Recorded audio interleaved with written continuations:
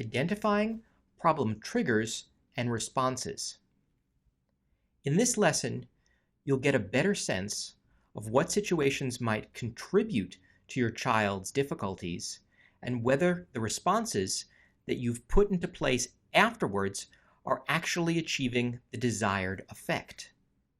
One thing that'll be very helpful for this lesson is printing out the worksheet associated with it. You'll see that there are 4 columns that you'll use to record behaviors over the upcoming week. The first step is to list out problem areas in the first column. This is where you'll describe your child's misbehaviors in concrete and specific terms. Think about the ones that are most severe or intense in order to monitor. You might also choose to monitor those behaviors that occur fairly often that are problematic. So, the second step is again writing down the problem areas and monitor when they occur and how intensely by recording this information on that form. The third step is to see if you can figure out what might be triggering these misbehaviors. See if you can identify what was happening right before the problem. Was something happening in the environment? Was it something that you were doing, your child was doing? What was the thing that might have set your child off?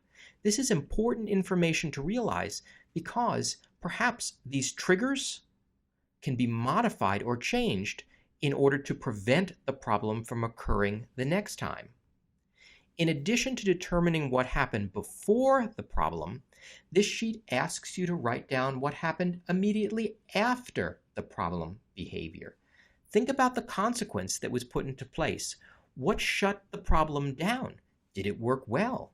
Because for those consequences that work well, it will suggest to do them more swiftly or more frequently. If the consequence actually didn't have the desired effect, that suggests something to change. Having a greater awareness of the problems, their intensity, what happens before, and what happens afterwards will give you greater control over the situations as we progress through the class. Thank you for listening.